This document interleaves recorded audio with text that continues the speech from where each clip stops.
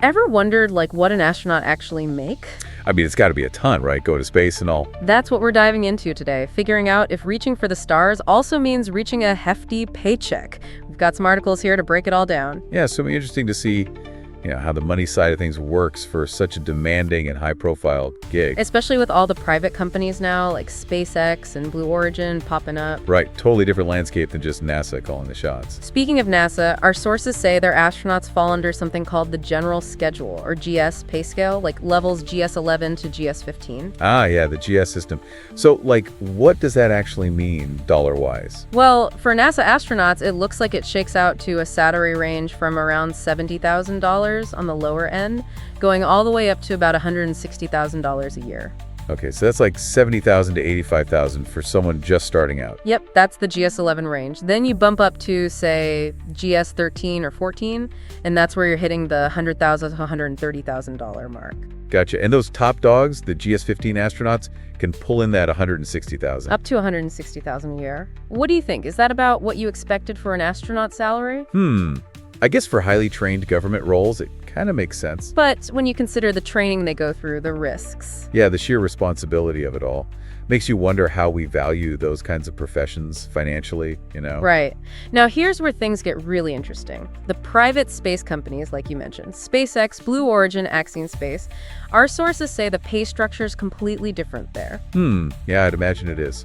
What's the breakdown? Commercial astronauts with these companies could be pulling in anywhere from $200,000 $200,000, okay. to a whopping $500,000, and this is per mission. Whoa, wait, hold on. Per mission. That's what it says. That's a huge difference compared to NASA's annual salaries. Talk about a different economic model. And while we're on the topic of money and space, those space tourism tickets that are going for millions? Yeah, like $55 million a seat. Insane. That's for the passengers, not for the actual astronauts piloting the missions. Ah, okay, good clarification. So two totally separate things. Crazy how there's already a whole separate economy springing up around space travel, huh? It is pretty wild. But let's get back to the astronauts themselves. What about perks and benefits? Aside from their base salary, what else is included for both NASA and private astronauts? Well, a big one is the whole training aspect. They cover all of that, which is super extensive, as you'd imagine. Makes sense. They can't just send anyone up there. Exactly. So they get fully funded training, travel, housing while they're training and on missions. That's worth a lot right there. Yeah, for sure. And I'd assume things like retirement plans, health insurance, all that good stuff. Absolutely, all part of the package. And, the health insurance is a big deal, considering the, dangers of space flight. That's true. I never even thought about that.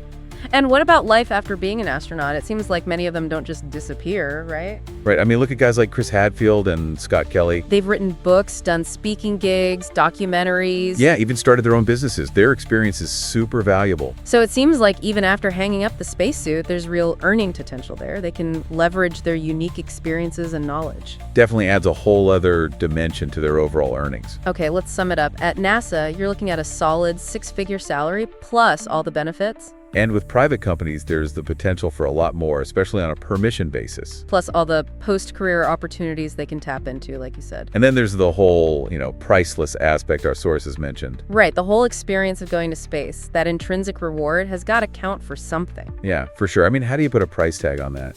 It's got to be a huge motivator for these folks. Absolutely. So while the money side of things varies between public and private sectors, there's clearly more to it than just a paycheck for astronauts.